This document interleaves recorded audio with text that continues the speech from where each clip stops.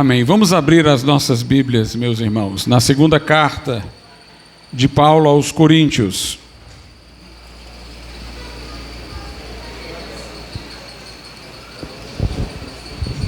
Segunda carta de Paulo aos Coríntios, capítulo de número 11.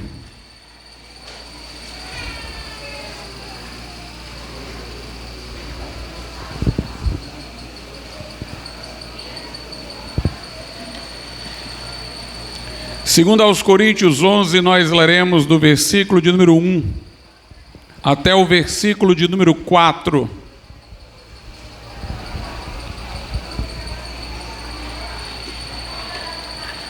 Segundo aos Coríntios 11, do 1 ao 4. Diz assim o apóstolo Paulo: quisera eu me suportasseis um pouco na minha loucura.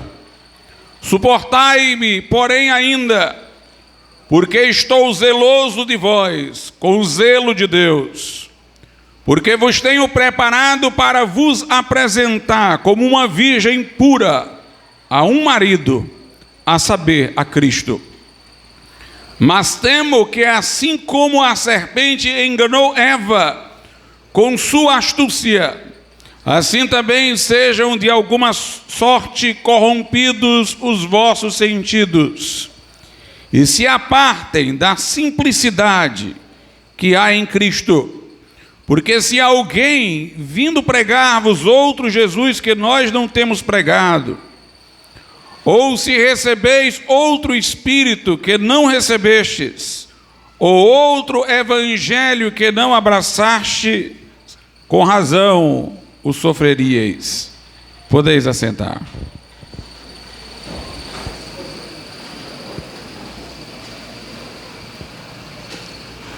O apóstolo Paulo, irmãos, nesse texto, ele mostra sua grande preocupação com a igreja, a quem ele assemelha a uma mulher que está sendo preparada para seu esposo, que é Cristo.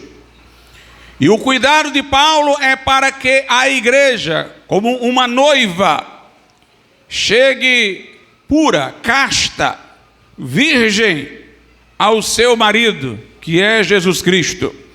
Momento esse que se dará no arrebatamento da igreja, quando Jesus vier. Mas Paulo, ao mesmo tempo que na sua mente evoca a imagem do grande dia em que a trombeta soará, os mortos em Cristo ressuscitarão, nós que estivermos vivos seremos transformados e todos arrebatados ao encontro do Senhor nos ares, quando então o noivo encontrar-se-á com a noiva, e estaremos para sempre com o Senhor. Ao mesmo tempo que ele evoca esta lembrança, ele também traz ao coração uma preocupação relativa à apostasia, que também está profetizada pelo próprio apóstolo Paulo, na sua carta a Timóteo e aos Tessalonicenses. Ele mostra a preocupação de que a igreja não venha a se desalinhar da verdade, se afastar da sã doutrina.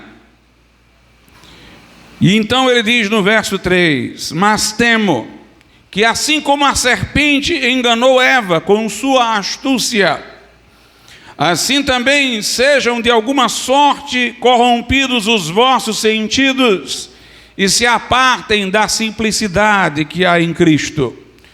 Paulo, portanto, representa a sua mensagem como uma mensagem cristocêntrica, como uma mensagem simples.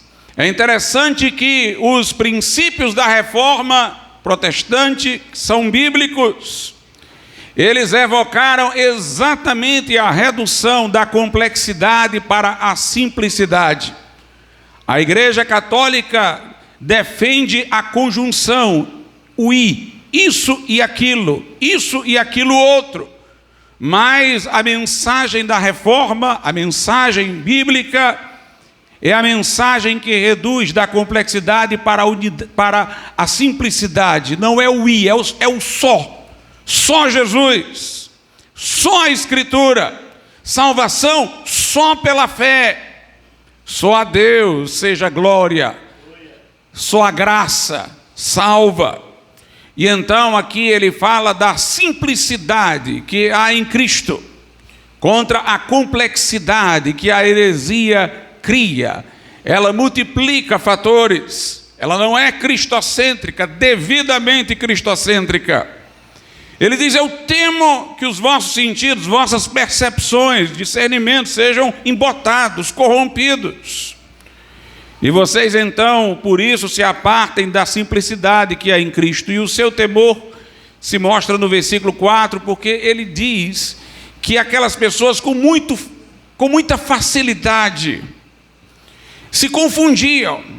Meus irmãos, às vezes nós, pastores, no nosso tempo, pastores anabatistas, sentimos às vezes pesar, porque percebemos que quando deixamos de pregar um determinado assunto, logo pessoas que já deveriam ser mestres, como diz na carta aos Hebreus, mostram-se crianças desse mesmo assunto, e vêm com dúvidas que já deveriam ter sido resolvidas, e vêm perguntar sobre aquilo em que antes já foram esclarecidos, mas esqueceram. Já se mostram vulneráveis a um discurso estranho. Isso nos entristece quando vemos a fragilidade, a falta de enraizamento de convicções, de doutrina. E Paulo aqui está dizendo: eu temo por isso, porque se alguém chega aí e prega outro Jesus que não é o nosso, vocês o suportam. Porquanto os gnósticos difundiam na igreja de Corinto o Cristo que não havia ressuscitado. Por isso que na primeira carta aos Coríntios 15, Paulo diz: se Jesus não ressuscitou, é vã a vossa fé e ainda estáis nos vossos pecados. Os gnósticos, que não criam num corpo físico para Jesus, diziam que ele não veio em carne, logo não teria ressuscitado, encontraram ouvidos na igreja de Corinto, uma igreja onde Paulo labutou e instruiu. Aos Gálatas, Paulo fala com decepção: quem vos fascinou? A vós, ante cujos olhos foi representado Cristo como crucificado. Paulo tinha instruído aquela comunidade da Galácia com o Evangelho, mas foram alguns judaizantes lá, disseram que Jesus não era suficiente para a salvação, que era necessária a circuncisão, era necessária a guarda da lei, e eles debandaram para outro evangelho. E Paulo lamenta, ele diz: quem vos fascinou? Vocês iam bem. Meus irmãos, se na época de Paulo havia essa fragilidade, quanto mais hoje. Por isso que urge que a igreja de Cristo pregue as verdades já conhecidas insistentemente. É necessário que nós sejamos repetitivos. Paulo diz aos Filipenses que ele lembra a eles as mesmas coisas, porque era segurança para eles. Nós devemos ser insistentes para que as pessoas criem raízes, para que a nossa fé não seja tão frágil, que sejamos levados ao redor por todo o vento de doutrina. Paulo disse: se alguém chega aí e prega outro evangelho, outro Cristo, fala de outro Espírito que não é o que vocês receberam, vocês suportam. Por isso eu temo por vocês.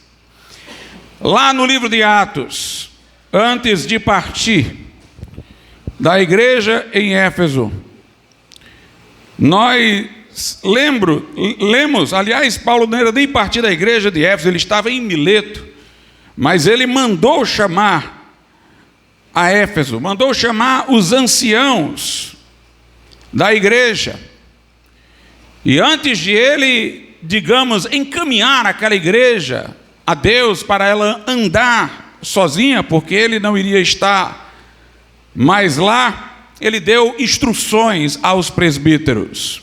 Atos 20, versículo 17. E de Mileto mandou a Éfeso a chamar os presbíteros ou anciãos da igreja.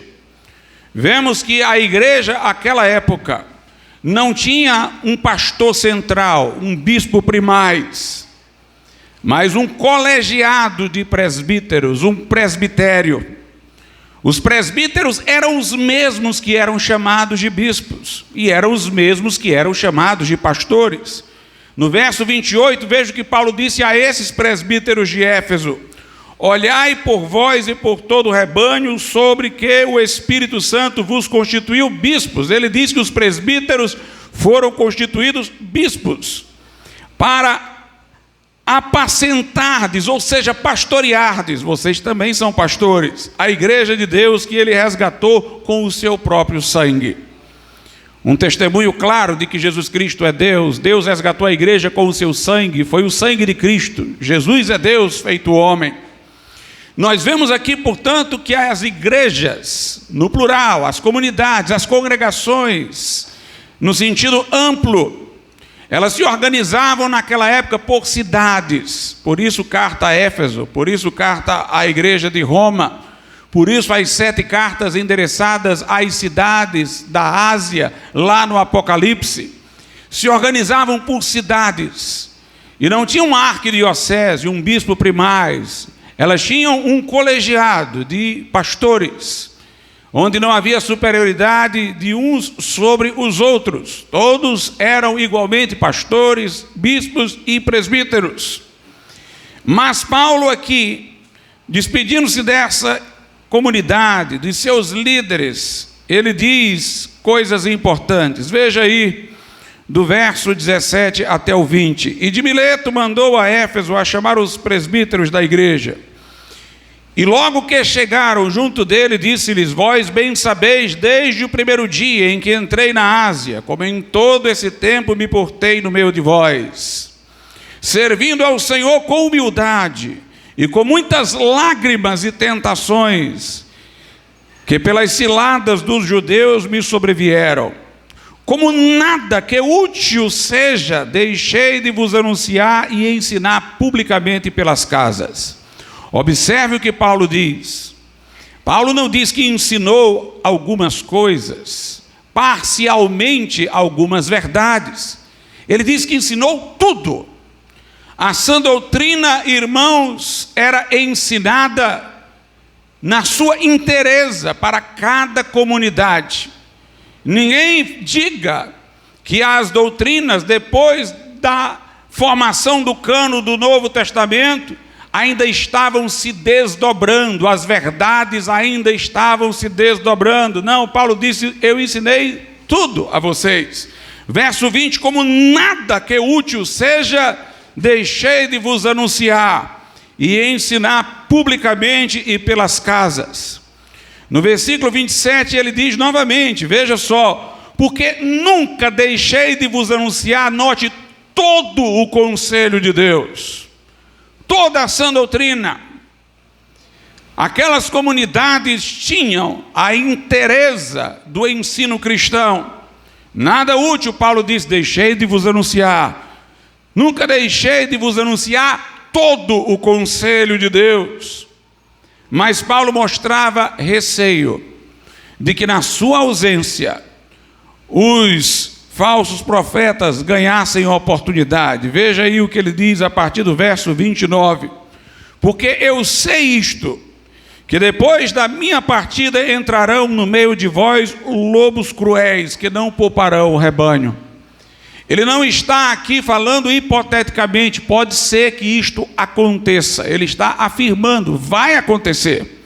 Eu sei que depois da minha partida entrarão no meio de vós lobos cruéis, que não pouparão ao rebanho, e que de entre vós mesmos, quer dizer, daqueles que aprenderam com Paulo, se levantarão homens que falarão coisas perversas, para atraírem os discípulos após si.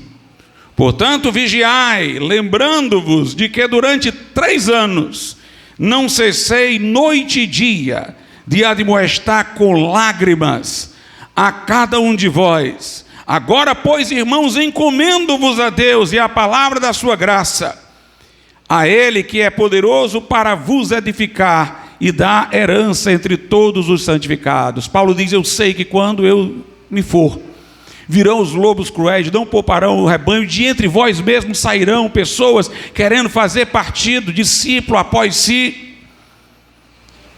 Mas se lembrem de como eu labutei entre vocês com lágrimas, e agora eu encomendo vocês à graça de Deus. Eu não vou estar aqui, É a graça de Deus que tem que preservar vocês.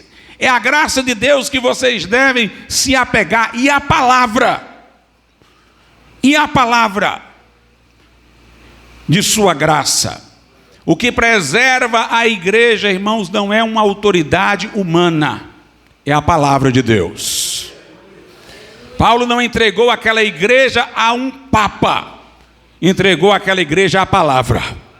Eu vos encomendo a Deus e à palavra da sua graça. A igreja tem que se apegar à palavra de Deus. É o que o apóstolo está nos dizendo nesse texto.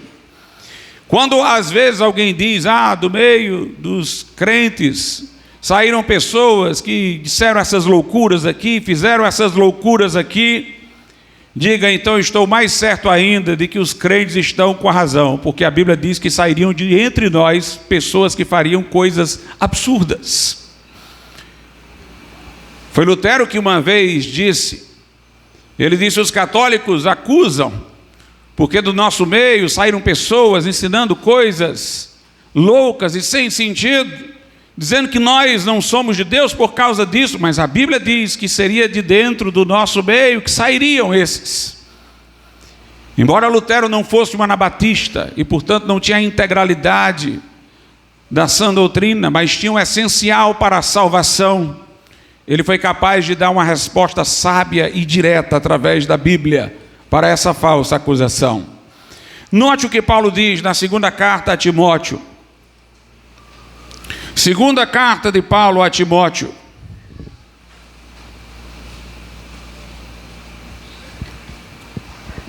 Capítulo de número 2. Aliás, 2 Timóteo, capítulo de número 1. Versículos de números 13 e 14. 2 Timóteo 1, 13 e 14. Conserva o modelo das sãs palavras que de mim tens ouvido, na fé e no amor que há em Cristo Jesus. Observe, ele está dizendo, não precisa de outras palavras. Conserva as sãs palavras que eu transmiti. Daqui a pouco os irmãos entenderão porque eu estou insistindo tanto nisso. Que a doutrina naquela época estava definida para as igrejas, para as congregações. Paulo diz para que se preserve até a linguagem. Conserva o modelo das sãs palavras. Ele vê perigos em nós usarmos as palavras que nos foram deixadas no Novo Testamento com sentido diferente. Ele conserva o modelo, o uso correto das palavras, das sãs palavras que de mim tens ouvido, na fé e no amor que há em Cristo Jesus. Guarda o bom depósito pelo Espírito Santo que habita em nós. Ele considera a sã doutrina um depósito concluído. Guarda o depósito. Através do Espírito Santo, preserva. Não é algo que vai ter uma continuidade de desenvolvimento, é uma verdade completa. Guarda o depósito. Eu recentemente preguei, irmãos, sobre isso, talvez alguns aqui vão lembrar-se. Como eu mostrei lá no texto de Atos, poderia citar também a carta a Tito, como fiz nessa pregação que me reportei, que fiz há pouco tempo. Na igreja primitiva, bispo, presbítero, pastor, era uma mesma coisa. E não existia um bispo, um presbítero e um pastor de uma igreja, mas um corpo de presbíteros, um presbitério. Mas obviamente entre aqueles presbíteros, um terminava por ter uma liderança natural, não institucional. O primeiro, o que esteve mais próximo de um apóstolo, terminava adquirindo naturalmente um maior papel de liderança. Quando Paulo escreve a Timóteo, ele fala para ele repreender presbíteros outros que agirem de maneira errada. Portanto, ele tinha um contato direto com Timóteo e provavelmente os outros o respeitavam de uma maneira especial, mas não com superioridade institucional, simplesmente por causa que ele tinha um contato com Paulo. Paulo diz que os presbíteros sejam dignos de duplicada honra, principalmente os que labutam na palavra do ensino. Havia alguns que se destacavam mais por estudarem mais a Bíblia, a doutrina, terminavam por isso sendo de alguma maneira respeitados de uma maneira especial. Por isso que lá no Apocalipse as cartas são endereçadas ao anjo da igreja. Não é que havia só um presbítero da igreja, mas o anjo da igreja era um mais representativo daquele local. Tiago, enquanto apóstolo, tinha uma posição privilegiada. Tiago, irmão de Jesus, tinha, por causa da sua antiguidade e testemunho, uma certa posição privilegiada. E a igreja de Jerusalém foi chamada de igreja de Tiago, os de Tiago. Mas não é porque ele fosse superior aos outros presbíteros. Era por causa de uma relação que havia. E isso, meus irmãos, fez com que a igreja começasse a não preservar as palavras, as sãs palavras. No século II, começaram a chamar o pastor que tinha maior liderança natural entre os outros em cada cidade de bispo. Era um uso não bíblico. E começaram a usar.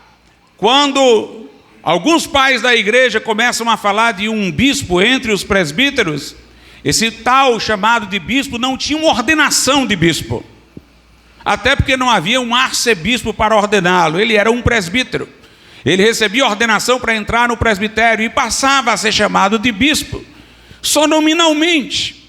Mas era um uso que não estava conforme as sãs palavras deixadas. Não chegava a ser uma heresia, mas um uso impróprio da palavra.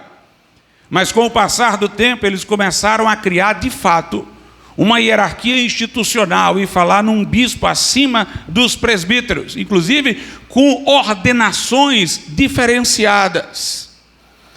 A falta de preservação das palavras levou ao erro. Como alguns têm chamado, por exemplo, cantores nas igrejas de levitas. Começa só como uma metáfora. Daqui a pouco a igreja tem um candelabro e o pastor está se vestindo igual um sacerdote judeu. Começa a chamar a mulher do pastor de pastora. Não, é só um modo de dizer. Mas isso vai facilitando uma abertura de mente para a ideia de uma ordenação ministerial feminina. E amanhã tem uma ordenação de mulheres. Por isso nós devemos ser cuidadosos no uso da palavra. Porque o uso equivocado da palavra dá margem a essas coisas. E a igreja romana, que caminhou nessa direção de uma hierarquia episcopal, foi se desaprumando tanto que chegou até a ideia de um bispo dos bispos, um bispo de primazia universal, que é o Papa. É interessante observar como surgiu o papado. Surgiu, irmãos, não por uma questão bíblica, surgiu por uma questão política. O bispo de Roma começou a alegar que ele tinha superioridade sobre os demais bispos, porque ele estava na capital do império. A razão pela qual ele se sentiu firme para sustentar a sua superioridade foi porque ele estava exatamente na capital do Império Romano. Num primeiro momento também alegou-se alguma coisa religiosa, que foi em Roma onde os grandes mártires foram ceifados, Paulo, Pedro. Mas apesar de haver grande respeito pela igreja de Roma, um respeito natural por ela, ainda não se estabeleceram um primado dela sobre as outras. Quando a capital do império mudou de Roma para Constantinopla, então o bispo de Constantinopla disse que ele era um coigual ao bispo de Roma. E aí surgiu o patriarcado de Constantinopla. Dessa rixa, Papa e Patriarca, veio no futuro a divisão, Igreja Católica Romana, Igreja Católica Ortodoxa. Razões religiosas. No início disputavam primazia, Alexandria, até um certo momento Antioquia, que logo passou, e aí ficou Alexandria junto com Roma e Constantinopla. Até que finalmente o bispo de Roma foi, pelo menos na igreja latina, a igreja aqui do Ocidente, reivindicando sua primazia, e houve a separação do outro lado, que virou a igreja católica ortodoxa. Veja quanta coisa errada, por se fugir à Bíblia, por se pensar as coisas politicamente, por sede de poder. No início da igreja primitiva, os cristãos perseguidos se reuniam nas catacumbas. E nas catacumbas começaram a desenhar cenas dos mártires sendo devorados pelos leões. Era, na verdade, um cultivo da memória dos mártires. Ou seja, nós precisamos preservar a memória daqueles que morreram para nós chegarmos até aqui. Nós, anabatistas, fazemos isso. Como temos no livro O Espelho dos Mártires, nós temos a leitura, com gravuras até, de mártires de várias gerações. Havia uma preocupação de preservação da memória daqueles por cujo sangue a igreja teve sua continuidade, porque eles não desistiram de pregar. Mas com o tempo, a memória dos mártires, pela superstição popular, virou o culto aos santos. Começaram a enfatizar, inicialmente, que as viúvas não deveriam casar, que as jovens que pudessem não deveriam casar. Na carta aos Coríntios, Paulo aconselha, de fato, os jovens a não casar, as viúvas a não casarem, não lhes dá ordem, não diz que pecarão se casarem, mas as aconselha. Mas ele explica o porquê. Porque eu não quero que vocês tenham tribulação na carne, por causa da instante necessidade. Era a perseguição que estava vindo sobre os cristãos. E o homem que deixava uma mulher viúva e seus filhos, ele sentia muita dor de ter que morrer, porque ia deixar desamparada a família. E Paulo diz: eu não quero que vocês tenham essa tribulação, essa angústia. Então é preferível não casar. Era dentro de um contexto específico de perseguição. Não era a virgindade valorizada por si mesma, como se fosse uma condição superior ao casamento. O casamento bíblico era apenas a valorização de se manter solteiro para ter uma posição estratégica mais livre para pregar o evangelho num contexto determinado. E começaram a enfatizar que as viúvas não deveriam casar, que as jovens não deveriam casar, pegando esse texto de Paulo e usando-o independentemente do contexto, até porque existiam sacerdotisas pagãs que faziam votos de não casar, que eram virgens perpétuas. Havia já uma vontade de mostrar competitivamente que o cristão era mais disciplinado. E aí eles tinham uma figura representativa do sexo masculino para prestigiar a virgindade ou o celibato. Era Paulo. Mas faltava uma figura feminina. E aí eles começaram a criar a ideia de que Maria, casada com José, não teve outros filhos, nem vida sexual com ela. Começaram a criar uma figura errada de Maria para valorizar a virgindade, mas no início não queriam cultuar Maria. Só queriam estabelecer a ideia de que ela tinha tido Jesus Cristo em virgindade, o que é bíblico, e que continuou depois disso em virgindade, ainda que casada, o que não está na Bíblia, está ao contrário. Foram atrás de uma matriz feminina para estimular votos de celibato. Encontraram em Maria, e de tanto exaltarem Maria para estimular o celibato feminino, terminaram cultuando Maria. E foi em Éfeso, onde se cultuava a deusa Diana, que houve, enfim, a reunião que decidiu que Maria seria chamada de Rainha dos Céus. Que coincidência! Um sincretismo com o paganismo. Veja a fragilidade, irmãos. Por que não conservaram as sãs palavras? Por que não guardaram o depósito? De entre eles mesmos saíam essas invencionices. A ceia do Senhor é notadamente um memorial. Jesus disse aos discípulos: tomai e comei acerca do pão, tomai e bebei acerca do cálice, e ao final disse: fazei isto em memória de mim. Era uma lembrança. Aquele pão partido nunca poderia ser o seu corpo partido, porque ele estava lá com o corpo, porque ele nem tinha morrido na cruz ainda. Como poderia aquele pão partido ser o seu corpo partido, se ele nem tinha morrido na cruz? Era claro que se tratava de um memorial. Mas, com a influência do pensamento aristotélico, começaram a convalidar uma superstição popular. Quando na hora da celebração da ceia dizia-se: isto é meu corpo, isto é o meu sangue, respectivamente do pão e do vinho, algumas mentes mais populares, vindas do paganismo, achavam que havia uma mudança. E então pessoas que estavam lá na igreja, pessoas mais eruditas, queriam corresponder a essas superstições populares, agradar o povo, e foram atrás de Aristóteles para dizer: olha, na hora que as palavras da consagração são ditas, o pão transubstancia-se no corpo de Cristo, vira o corpo de Cristo. Ainda tem cheiro de pão, gosto de pão, porque os acidentes se mantiveram, mas os acidentes se mantiveram, mas a substância mudou. E com essa distinção do pensamento grego, desconhecida no uso das escrituras, eles defenderam que havia uma mudança de substância do pão com a preservação dos acidentes do pão, uma mudança do que era, mantendo a aparência do anterior. E quando no início começaram a defender isso, alguém ia lá tomar do cálice, pegava, e como o cálice é mais fácil de derramar, derramava no chão. E aí eles começaram a pensar: bem, se o povo começar a ver normalidade no vinho caindo no chão, vão pensar que isso aqui é qualquer coisa, porque seria um sacrilégio o sangue de Cristo sendo derramado. Então o povo não vai mais tomar do cálice.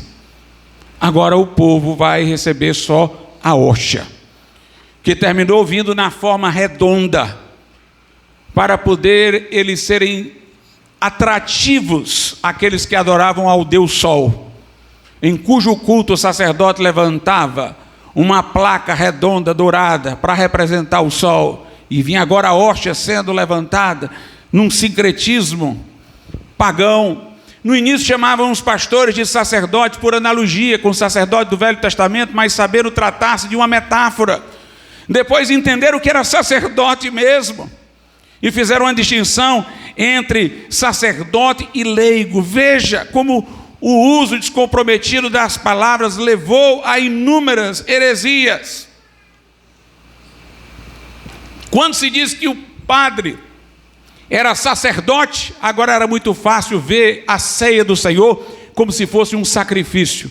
Para ele se diferenciar como sacerdote do povo, ele tinha que oferecer um sacrifício que o povo não podia. Então, na hora da missa, Jesus era sacrificado. Outra vez, houve um cardeal Henry Newman, canonizado santo. Inicialmente ele era anglicano, mas um anglicano esquisito. Ele liderou na igreja anglicana um movimento que queria que a igreja anglicana voltasse a se aproximar do catolicismo, à exceção do reconhecimento da pessoa do Papa como o Supremo. No final ele estava tão envolvido com doutrinas católicas que ele se proclamou católico romano. E ele escreveu um livro que os católicos hoje gostam de citar, chamado O Desenvolvimento do Dogma. E ele queria dizer que lá no Novo Testamento as doutrinas não estavam prontas, estavam em estado embrionário, que foram nos concílios, nos pronunciamentos papais, que elas foram desabrochando. Por isso que eu insisti tantas vezes aqui no que Paulo diz: guarda o bom depósito, está concluído, guarda as sãs palavras, não muda as palavras, nada de útil deixei de vos anunciar, todo o conselho de Deus anunciei. Paulo não está falando de uma coisa para se desenvolver, está falando de uma coisa pronta e acabada que ele está ensinando. O que ele tem expectativa não é do desenvolvimento do dogma, o que ele tem expectativa, inclusive negativa, é de que eles possam se apartar da simplicidade que é em Cristo, é que eles possam cair na astúcia da serpente, é que eles possam seguir aqueles que vão ser lobos cruéis para devorar o rebanho. Para os irmãos terem uma ideia das bobagens que Henry Newman dizia, ele dizia: nós temos, mesmo na época do Novo Testamento, quando os cristãos participavam da ceia com pão e vinho, nós temos ali a semente da ideia de que deveria no futuro ser só o pão, que é a hoxa.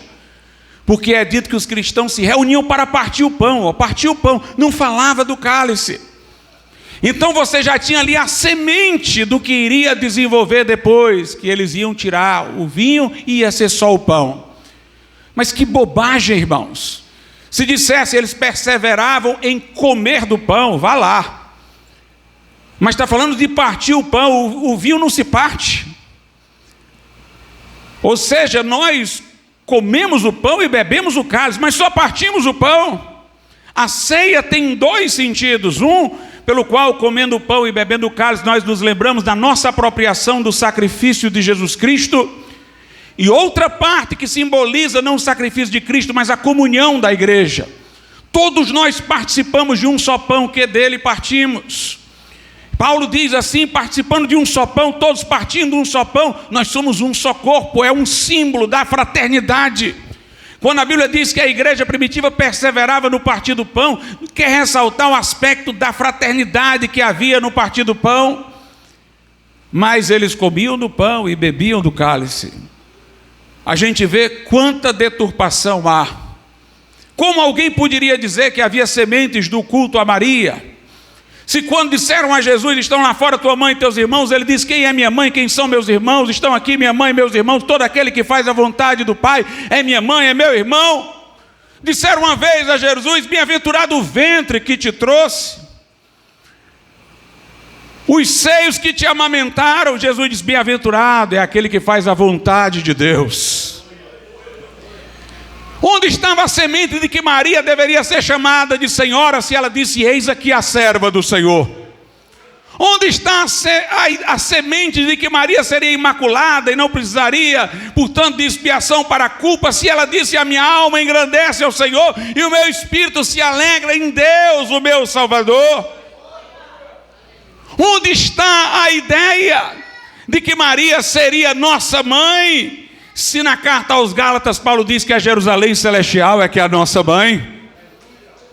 Se Jesus chamava a Maria mulher, inclusive dizendo: que tenho eu contigo, falando enquanto homem, amava a sua mãe, mas agia segundo a direção do Pai, e não subordinado a Maria. Nós vemos, portanto, irmãos, os grandes equívocos. Essa teoria do desenvolvimento do dogma dos romanistas, ela é tão ilógica, que esse desenvolvimento do dogma chegou ao século XIX, porque foi no século XIX, no Concílio do Vaticano, a partir daí, que se estabeleceu a infalibilidade papal, depois a Imaculada Conceição de Maria. Uma vez eu perguntei a um católico: antes desse momento, quem não cria na infalibilidade do Papa era herege? Ele disse: não, porque ainda não tinha sido promulgado o dogma. Quem não cria na Imaculada Conceição de Maria, como alguns santos católicos não criam, era herege? Ele disse: não, seria herege se depois de ter se estabelecido isso, ele não crer mais. Que igreja é essa, irmãos? Que por muito tempo uma coisa não é considerada um erro e depois passa a ser considerada simplesmente pela autoridade de um concílio ou de um papa. Que igreja é essa que nunca desenvolveu tudo que passou o século I, segundo, terceiro, quarto, quinto, no século XIX ainda tem coisa para desenvolver? Paulo disse: guarda o depósito, guarda as sãs palavras. Paulo disse: nada de útil deixei de vos ensinar. Paulo disse àqueles irmãos: eu ensinei a vocês todo o conselho de Deus. O que vinha depois não era desenvolvimento, era o perigo. O que vinha depois era o perigo, era a astúcia da serpente, eram os lobos cruéis, eram os falsos profetas. Interessante, irmãos, que quando Jesus instituiu a ceia, quando ele foi servir o pão, ele disse: tomai e comei. Mas quando foi servir o cálice, ele disse: bebei dele todos. Ele não disse nem do pão, todos. Parece não, é certo, Jesus já sabia dessa heresia aí, que viria, que teria a privação do cálice. Quando foi na hora do cálice, ele disse: bebei dele todos. A expressão no culto de glória a Deus e aleluia, como nós temos hoje, numa igreja que esfriou, virou liturgia, e passou a ter um momento para as pessoas falar no culto responsivamente ao sacerdote, de acordo com o que estava lá, para dizer, sem nenhuma espontaneidade. O batismo no Espírito Santo e fogo, uma experiência pessoal de poder, transformou-se no crisma, num rito, numa cerimônia desconhecida na Bíblia. O aconselhamento que os pastores davam aos irmãos foi se transmutando em confissão auricular. Na época do Novo Testamento, irmãos, não tinha nenhuma igreja que era superior a outra igreja. Mas se podemos falar de igrejas que se destacaram, foi a de Jerusalém, onde tudo começou, e a de Antioquia, que fez missões entre os gentios. Não tinha Roma na história. Quando Paulo escreveu a carta à igreja de Roma, não mandou saudação para Pedro e nem falou de Pedro. Pedro não teve um papel na fundação da igreja de Roma, embora tenha sido mártir em Roma. Portanto, meus amados irmãos, nós não podemos aceitar estas coisas. O que nós cremos é que, por mais heresia que surja, por mais descaminhos que aconteçam, Deus tem sempre testemunhas que preservam a sã doutrina. Jesus falou aos fariseus que a nação de Israel perseguiu os profetas, portanto, de um modo geral, aquela nação se desviou. Mas que Deus nunca deixou de ter testemunhas, desde Abel, cujo sangue ainda fala, até Zacarias. Jesus mostra uma linhagem, uma continuidade de fidelidade. Assim também, irmãos, na igreja bíblica, ele disse: fazei discípulos, batizando-os em nome do Pai, do Filho e do Espírito Santo, ensinando-os a guardar todas as coisas, não algumas coisas, todas as coisas. E ele disse: eis que estou convosco. Essa palavra não é genérica, não, é para um grupo específico. Eu estou convosco. Convosco com quem? Com aqueles que vão fazer discípulos de todas as nações. Convosco com quem? Com aqueles que vão batizar os discípulos adultos em nome do Pai, do Filho e do Espírito Santo. Estou convosco com quem? Com aqueles que vão ensinar todas as coisas. Estou convosco até quando? Até a consumação dos séculos. Então sempre haverá este povo fiel para Jesus estar com ele. É assim que nós cremos nos anabatistas, continuadores da igreja apostólica, mantenedores da igreja apostólica. Esses dias eu fiz uma postagem e um professor católico fez um comentário. Eu estava falando sobre a suficiência das Escrituras, e ele disse: quem decidiu o cânon das Escrituras foi a Igreja Católica. Aonde, irmãos? Quando Jesus veio, os apóstolos foram enviados, já havia as Escrituras do Velho Testamento. Que Papa nos legou o Antigo Testamento? Estava lá. Jesus citava o Antigo Testamento, entrou numa sinagoga, leu Isaías 61 e disse que se aplicava a ele. Respondeu a Satanás citando as Escrituras. Para cada evento da vida de Jesus Cristo, tem lá um narrador no Evangelho dizendo para que se cumprisse o que foi dito pelo profeta. No dia de Pentecoste, Pedro disse: isto é o que foi dito pelo profeta Joel: nos últimos dias derramarei do meu espírito sobre toda a carne. No concílio de Jerusalém, Pedro fala, Paulo fala, mas quem dá a última palavra foi Tiago. porque lá em Jerusalém, Tiago, como eu disse, tinha uma liderança natural. Não foi Pedro, não foi um papa que terminou aquela reunião, foi Tiago, e ele termina citando a Escritura, mostrando que não é ele com a sua autoridade que está dando um encerramento àquilo ali, mas a Escritura que ele cita do Velho Testamento. A igreja de Bereia, Paulo disse que ela era uma igreja nobre porque examinava nas Escrituras todos os dias para saber se as coisas eram realmente daquela forma. Jesus, que é Deus encarnado, quis ser reconhecido pelas Escrituras. Ele disse: se vocês crescem em Moisés, creriam em mim. Moisés falou de mim. Ele disse: examinai as Escrituras, porque julgais ter nelas a vida eterna, e são elas que de mim testificam. Meus amados irmãos, nós vemos Jesus ressuscitado, podendo dizer aos discípulos: olhem para mim, aos de Emaús, dizendo: olhem, veja que sou eu. Mas ele não se identifica àquelas pessoas cabisbaixas, desanimadas, que não queriam nem olhar para frente para ver que era ele. Jesus cita o Velho Testamento, as profecias sobre sua ressurreição, mostra que dele deveriam se cumprir. Quando aquelas pessoas então já entendem a ressurreição e olham para ver se é Jesus, ele desaparece. Elas não podem constatar com os sentidos, mas elas dizem: era ele. Enquanto citava as Escrituras, o nosso coração ardia. Aleluia! Jesus mostrou a autoridade suprema das Escrituras. Pedro diz que os indoutos torcem as Escrituras como fazem com os escritos de Paulo. Pedro, em vida, reconheceu que as cartas de Paulo faziam parte das Escrituras. Paulo fala de uma carta sua que deve ser lida por uma igreja e depois lida pela outra, e a que ele enviou para outra deve ser lida por essa. Portanto, elas eram lidas no culto como se lê o Velho Testamento, já eram reconhecidas como as Escrituras. No Apocalipse nós temos João enviando o Apocalipse para 7 igrejas da Ásia Menor. Será que aquelas igrejas não sabiam que ali era a Escritura quando João enviou? Meus irmãos, João diz: bem-aventurado que lê e ouve. João diz: quem acrescentar aqui serão acrescentadas as pragas. Quem tirar desse livro será tirada a sua parte da árvore da vida. Será que precisou alguém esperar Papa para saber se aquilo ali era inspirado? Então, até que esse Papa dissesse, muita gente subtraiu, acrescentou e foi amaldiçoada. João está falando para um povo que vai saber que aquilo ali é inspirado por Deus. No final do Evangelho ele diz: o meu testemunho é verdadeiro. Paulo diz nas suas cartas: fiel esta palavra e digna de toda aceitação.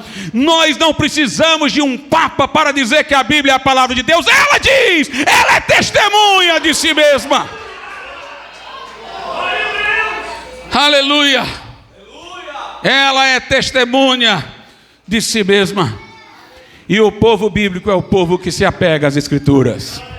Interessante que esse professor disse isso. E ele disse: olha, sem a Igreja Católica, nós não teríamos a doutrina da Trindade. Que história é essa? Jesus disse: eu e o Pai somos um, no Evangelho de João. No Velho Testamento, Deus disse no plural: façamos o homem à nossa imagem, conforme a nossa semelhança. No Evangelho de João, capítulo 1, verso 1, diz: no princípio era o Verbo estava com Deus, e o Verbo era Deus. Lá em Atos, Pedro diz a Ananias e Safira que eles, ao mentirem ao Espírito Santo, não mentiram aos homens, mas a Deus. O Espírito Santo é Deus. Estava lá. Agora, o mais interessante é que esse professor considerava como se fosse no concílio de Niceia que a doutrina da Trindade fora estabelecida. Antes de eu caminhar para trás, eu quero falar sobre o concílio de Niceia. Para trás é no tempo. O concílio de Niceia, como ele pode ser reconhecido pela Igreja Católica se a Igreja Católica diz que um concílio legítimo tem que ser convocado pelo Papa? E o de Niceia foi convocado por um imperador, Constantino. Foi um político que convocou. O que decidiu-se lá é verdadeiro, está certo. Porque homens de Deus compareceram para defender a verdade. Mas Quem convocou aquele concílio não foi Papa, foi o imperador Constantino. Querem saber mais? O bispo de Roma, que naquela época não era ainda tido como Papa, não compareceu ao concílio de Nicéia. Então, se alguma igreja decidiu aquilo ali, foi uma igreja que não estava subordinada ao bispo de Roma, porque ele não esteve lá, e quem convocou foi o imperador. Mas a doutrina que prevaleceu em Nicéia, Deus é uma só substância em 3 pessoas, nós encontramos em Tertuliano.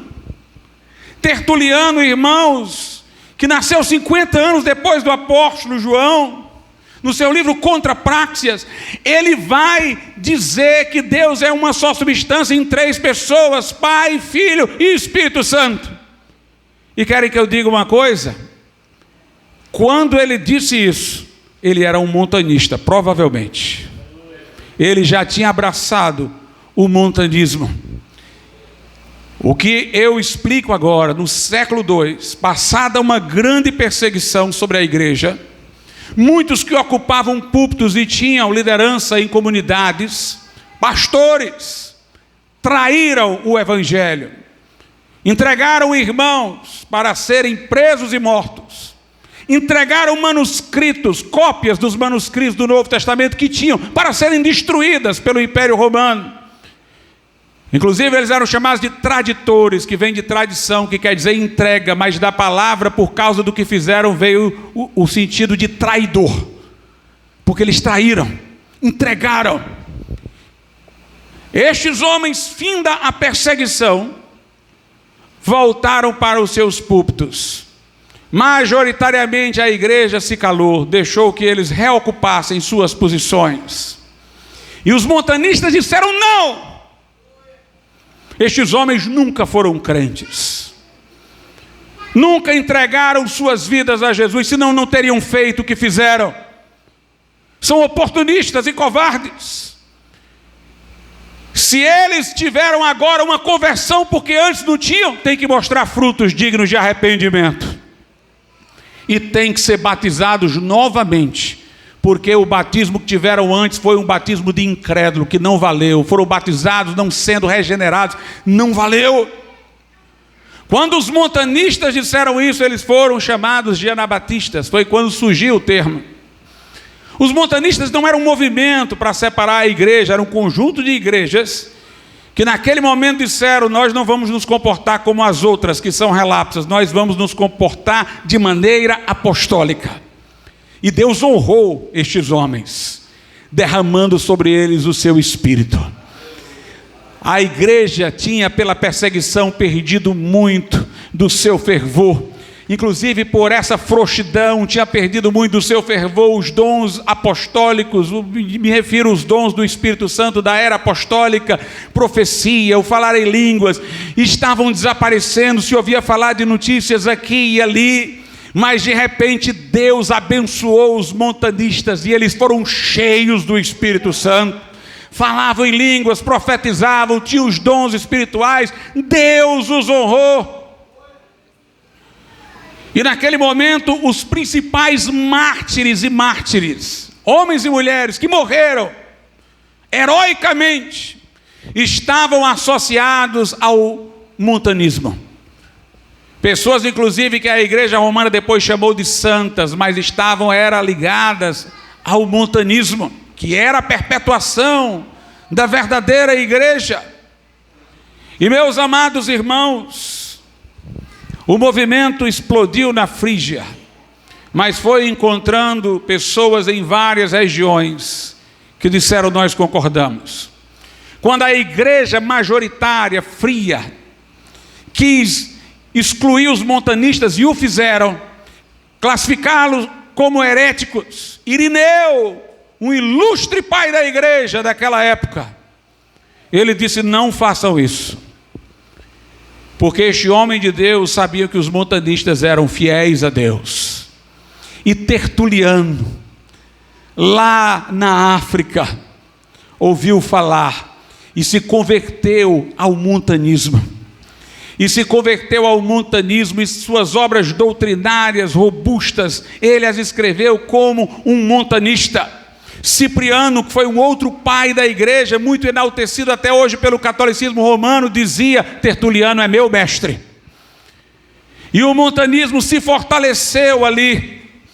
A igreja romana se gloria dizendo: nós desenvolvemos, era incerto antes, a doutrina da Trindade, mas ela encontrou elaboração, explicação em Tertuliano, que era montanista. A igreja romana diz: depois nós esclarecemos a doutrina da encarnação, mas Tertuliano escreveu sobre a carne de Cristo. A igreja romana diz: nós é que demos um acabamento à doutrina da ressurreição da carne, mas ela estava mencionada tanto no credo apostólico, como Tertuliano escreveu um livro sobre a ressurreição física. Portanto, meus irmãos, não devemos nada ao catolicismo romano. E louvamos a Deus pela vida de um homem como Tertuliano, fiel a Deus, que representou com os montanistas na sua época a igreja que levava adiante o legado apostólico. Tertuliano disse: fora de Cristo não há salvação. Na Idade Média os papas disseram: fora da igreja não há salvação. Mas quando os reformadores se rebelaram contra essa doutrina de que a salvação está na igreja institucional, eles apelaram para Tertuliano, que dissera: fora de Cristo, não fora da igreja, fora de Cristo não há salvação. E o próprio Inácio de Antioquia, outro pai da igreja, também o dissera: onde estiver Cristo está a igreja. A igreja não está onde está o Papa, a igreja está onde está Jesus. Onde estiverem 2 ou 3 reunidos em meu nome, aí estou eu no meio deles. Louvado seja Deus. Tertuliano, nos seus escritos, diz que todo crente era sacerdote. Uma doutrina também que Lutero reavivou contra os romanistas no século XVI, do sacerdócio universal de todos os crentes. Ele defendeu o batismo adulto, sob profissão de fé, e foi contra o batismo de crianças. Defendeu a atualidade dos dons espirituais, foi pré-milenista. A igreja primitiva era pré-milenista. Aliás, igreja perseguida, irmãos, sempre tende a ser pré-milenista. Irineu, claramente, o pai da igreja dos primeiros séculos, defendeu a existência de um milênio literal. Tertuliano defendeu também uma visão pré-milenista. Mas quando a igreja romana se estabeleceu no império e ela ganhou poder e destaque, e não tinha mais perseguição, agora ela era que era perseguidora, então ela não tinha mais anelo por uma vida de Jesus para estabelecer o milênio na terra, e passou a defender o amilenismo, passou a defender a ideia de que o milênio era só um símbolo, alguma coisa assim. Mas Tertuliano foi pré-milenista, disse que fora de Cristo não há salvação, que todo crente é sacerdote, que o batismo é adulto, defendeu os dons espirituais como atuais. E é interessante que no século IV vem um outro movimento que vai ser chamado de anabatista, dos donatistas. Sabe onde é que os donatistas aparecem? Na África. E quem é que estava na África dos séculos 2 e 3? Tertuliano. A igreja sobrevive. Quando cai o Império Romano, os paulicianos são os anabatistas que preservam a sã doutrina. As regiões onde eles desapareceram, segundo os historiadores, nelas apareceram os valdenses, o que leva os historiadores a dizerem que os valdenses são a continuação dos paulicianos. A igreja verdadeira nunca deixou de ser perseguida. Foi perseguida pelo Império Romano, depois pela Igreja Católica Romana. Primeiro lançado na arena para ser devorado por feras, depois lançado nas fogueiras da Inquisição para serem esses crentes queimados, perseguidos lá, perseguidos cá. Por isso que os anabatistas diziam: a igreja verdadeira é aquela que prega a palavra e guarda as ordenanças. Lutero disse isso. Mas ela também é aquela que tem disciplina. Calvino acrescentou isso. Mas ela acrescentou a quarta coisa, e é a igreja perseguida. É a igreja perseguida. Ela deixa na história um rastro de sangue, mas ninguém pode detê-la, ninguém pode abalá-la. Ela deixa na história uma história de fogo, de chamas, de dor, de sofrimento, mas de crentes que morrem cantando, de crentes que morrem louvando, de homens que enfrentam autoridades e declaram convictamente a sua fé. Aleluia! E nós estamos aqui, irmãos. Somos anabatistas, estamos aqui preparados para sermos perseguidos. O Espelho dos Mártires foi um livro que fez uma compilação da história do martírio dos anabatistas desde os apóstolos até o século XVI. Importantíssimo esse livro, porque se você fosse numa comunidade Amish, que tem origem nos anabatistas, você veria que os pais leem esse livro para os seus filhos. Os verdadeiros anabatistas são aqueles que preparam os filhos para a perseguição, mesmo que não venha, eles estão sempre preparados, sempre lendo essas histórias. Veja uma editora aí anabatista, ou menonita, que é de origem anabatista, você vai ver cheio de livros, alguns com relatos históricos acontecidos, alguns com relatos fictícios, mas baseado naquilo que acontecia. Para que tanta literatura neste sentido, irmãos? Para preparar o povo para a perseguição. Crente que se diz crente, mas que não leva o evangelho a sério, vai ler livro de autoajuda, como vencer, como ter sucesso, 3 passos para a vitória, 4 passos para não sei o quê. Deixa isso daí, irmãos, para esses que querem um evangelho água com açúcar. Nós lemos é o rastro de sangue, nós lemos é o Espelho dos Mártires. Nós queremos preparar uma geração que não vai recuar.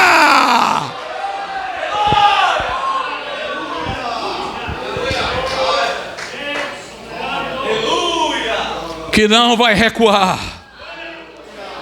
Aleluia. Crente, leia livro assim, leia livro que lhe dê fibra, leia livro que lhe dê coragem, leia livro que depois que você lê, você diz: eis-me aqui, eu estou aqui. Vê o leão, vê o urso, vê a fera, vê o fogo, vê o diabo, vê o inferno, só o Senhor é Deus.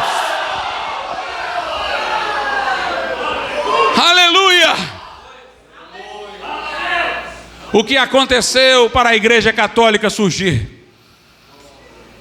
Pastores, padres, queiram chamar-se do que quiser, sacerdotes, frios espiritualmente, querendo agradar o povo. De repente, o Império Romano, que se dizia pagão, vira cristão. Passa a ser bom ser cristão. Só cristão pode ter agora emprego público. Então muita gente começa a se converter ao cristianismo. O império começa a financiar a reconstrução de igrejas demolidas, agora belíssimas. É bom ser pastor.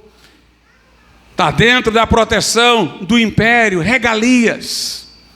E muitas pessoas pagãs, que ainda adoravam seus ídolos, elas dizem: vamos ser cristãs porque é uma boa coisa agora. A gente só faz o seguinte: a gente troca Diana dos Efésios por Maria, a gente troca Júpiter por Pedro. Vieram com suas superstições. E aí aqueles pastores, para agradar este público agora, cheio de superstições, de mentalidade mágica, vindos de religiões supersticiosas, cheias de feitiçaria e idolatria, começam a adaptar a linguagem para eles. Eles começam a aceitar as superstições populares e revestir de linguagem bíblica. Vamos recrutar pessoas, vamos atrair, vamos fazer feriados em homenagem aos santos, no dia que eles fazem feriados em homenagem aos deuses, que aí eles pensam que aqueles santos são aqueles deuses e vêm para cá.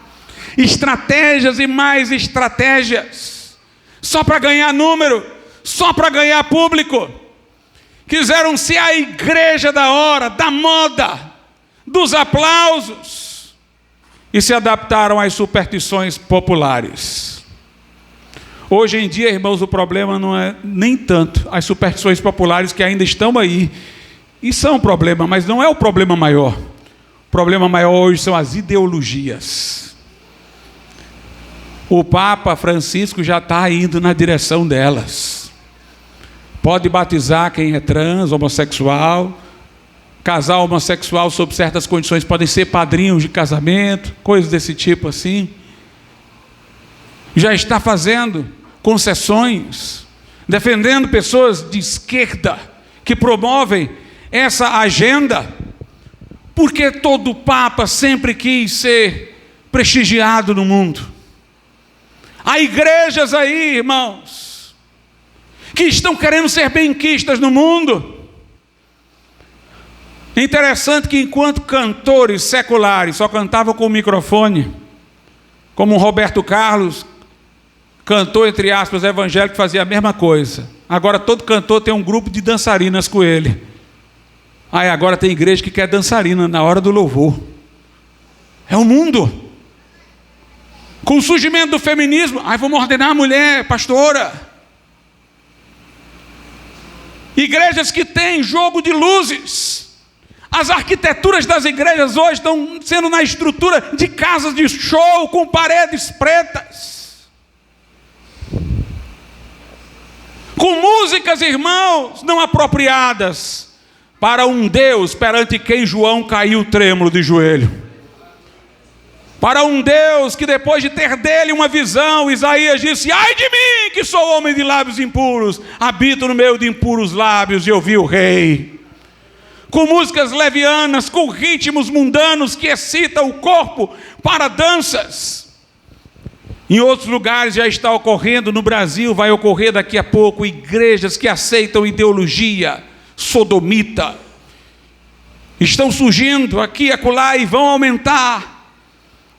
Nós temos aqui um triunvirato do mal, que está cedendo a tudo. Ed Renekiewicz, Ricardo Gondim, Caio Fábio, e outros virão. Naquele tempo era: o povo é supersticioso, vamos fazer a doutrina ficar de acordo com o povo supersticioso. Hoje o povo é ideológico, vamos fazer uma doutrina de acordo com a ideologia. Mas Anabatista não cede à superstição nem à ideologia. Só Jesus Cristo é o Senhor. Só Jesus Cristo é o Senhor. Aleluia. Tem gente que visitou aqui esta igreja há 30 anos atrás e vem aqui de novo e diz: pastor, é do mesmo jeito, a pregação é a mesma, o nosso credo não mudou, nossas convicções não mudaram. Nós cantamos os hinos que cantávamos há 30 anos atrás. A harpa cristã aqui não foi embora, nem o cantor cristão, nem os hinos antigos. Porque quem tem que mudar é este mundo e não a igreja. Não é o mundo que tem que dizer para nós: se arrependam. Somos nós que estamos aqui para dizer ao mundo: arrependei-vos. Aleluia. Se eu tivesse que agradar a homens, não seria servo de Cristo. Louvado seja Deus por vocês, irmãos. Não sejam frágeis. Não sejam frágeis. Amanhã não estarei eu aqui, pastor Eládio aqui, nem pastor Edmilson aqui. Vão aparecer lobos vorazes, vão aparecer pessoas querendo enganar, mas eu vos encaminho a Deus e a palavra da sua graça. Se agarrem à palavra. Se agarrem à palavra. Se agarrem à palavra.